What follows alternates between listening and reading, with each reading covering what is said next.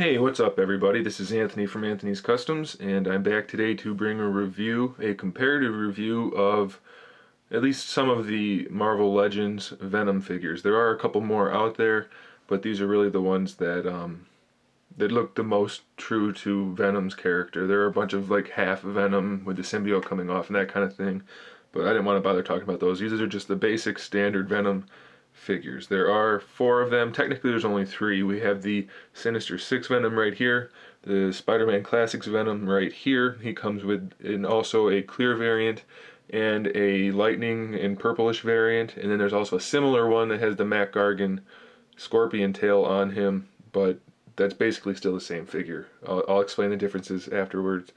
Then there's this one, which I'm not sure exactly which line it came from, if it was Marvel Legends or whatever, but it's the worst one, so we don't even worry about it. And this one back here is the same figure with slightly different paint. So let's go ahead and get started with the worst ones.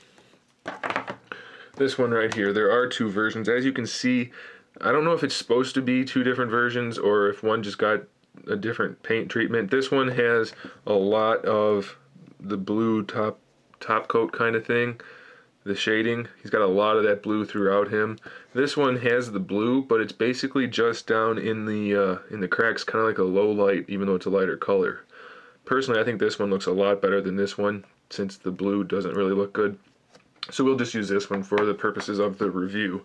He's actually not a terrible looking Venom. I mean, overall, he's got the shape and everything down, but his horrible articulation. We'll start with that. The head is just basically on a standard swivel right there. No other movement than that. The shoulders, old school ball joint. No bicep swivel in there, so he's just got the the regular rotation, and then the outward movement. And you can still see the rivet in there, which just looks terrible. Single jointed elbow, and then he's got a finger joint that doesn't really do much. It looks really bad either way. Same thing on this side, everything's the same, except his finger sculpted out this time, so it's still pretty silly. He's got waist rotation and cut joint hips. So the waist rotation's okay, I guess. I mean, that's normal, but the hips just look terrible and the articulation's no good. Single jointed knees.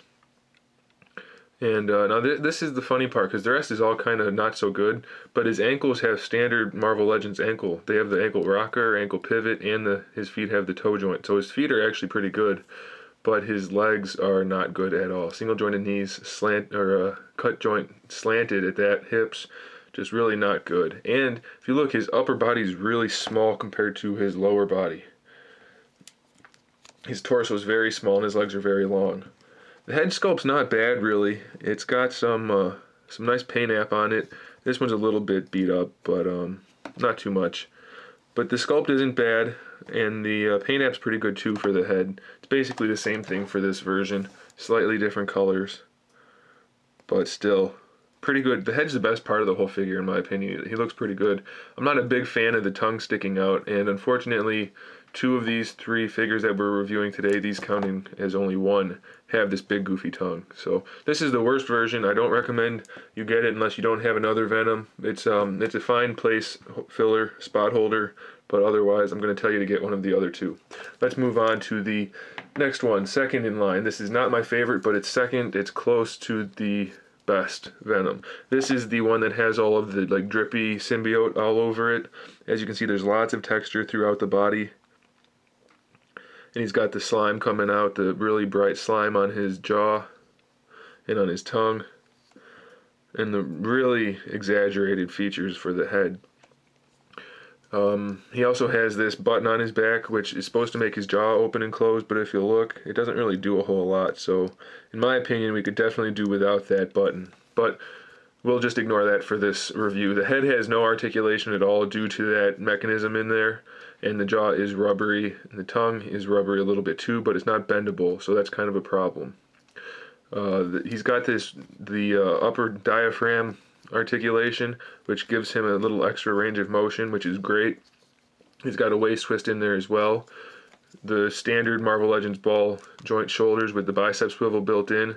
So he's got full range of motion there. It is somewhat restricted because it's so bulky, but they did a pretty good job with it. Like I said, he's got the bicep swivel. He's got a single jointed elbow, but it's you can get a good 90 degrees out of it, so that's fine with me. His wrist has a rotation in it and a pivot, and each finger is articulated individually. Same thing on both hands. So great thing there. The problem with his arms is they're really stumpy. They're not long enough. If you look, this is basically the same figure, the same sculpt as the Icons Venom, except for the fact that his arms are too short. When they made the Icons one, they extended them, and he looks much better, but that's a 12-inch figure. So the biggest complaint about this guy, other than the mechanism in his back, is the arms being too short. They're not terribly too terribly short, however you should say that, but they are just a little bit too short. Let's move on to the legs. He's got standard hip articulation, the good kind where it's just forward, back, in and out. No complaints there at all.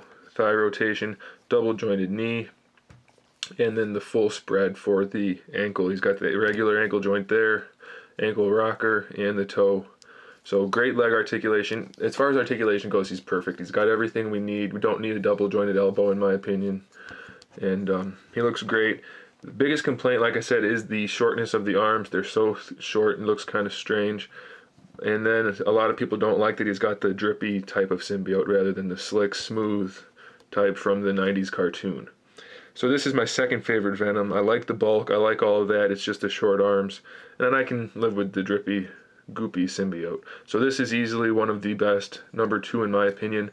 And the best Venom is the Sinister 6 Venom, which is built on the saber-tooth base. He's got the smooth outfit like the 90s cartoon.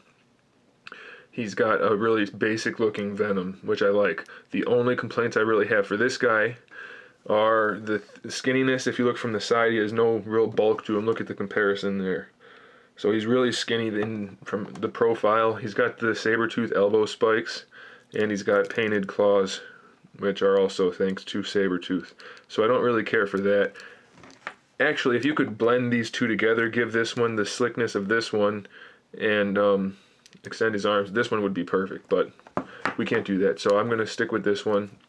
He does have the loose leg joints like Sabretooth does, and he's got these extra joints in there, but aside from that, I really don't have too many complaints. The head sculpt is nice on this one. It's pretty standard. He's got plenty of motion in there. Looks really good. Regular neck articulation with the disc in there, so forward and back plus the rotation.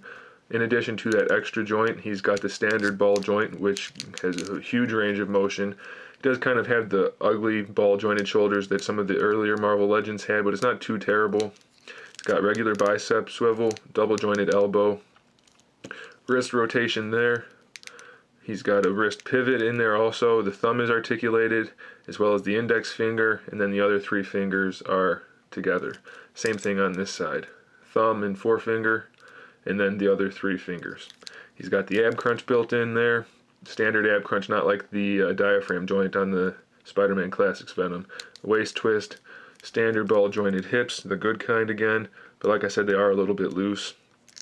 Thigh swivel, double jointed knees, shin swivel, which I don't like, but it is there. And then he's got the full workup for the ankle, just like the other one, with the pivot, the rocker, and the toe joint. So this one's got all the articulation. He's got the sleekness. He's nice and shiny. I mean, not like glossy shiny, but he's nice and sleek slash slick looking. Try saying that 5 times fast. He's got some blue shading for the white. Otherwise, the whites are painted really well. I really like that. On this one, the whites on the torso are okay, but the eyes don't have the best paint app, if you look. The sculpt is great if you don't mind the really grotesque looking Venom. The sculpt is great sculpt work, but the eyes don't have great paint. And if you also notice, this one has the white panels on his tops of his hands. This one does not. So either one of these really you'll be completely happy with, but I prefer this one. It's harder to get and it's a little more costly, but it's a great figure. As I was talking earlier, this one does have a few variants. It has a clear version with just the black spider painted on it. Same exact figure, but clear. There is the same exact figure, but he's got like some purple shading and lightning pattern on him. And And then there's the Mac Gargan, which has no hip joints, different hands and wrists, which actually look cooler. And he's got the scorpion tail that comes out the back. Slightly different, but very similar sculpt. I prefer this one out of all of them, though. So that really does it.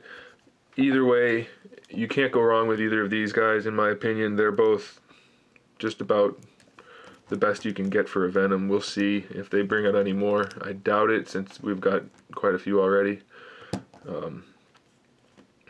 I guess that's really all I could say. So either one of these, you cannot go wrong with it.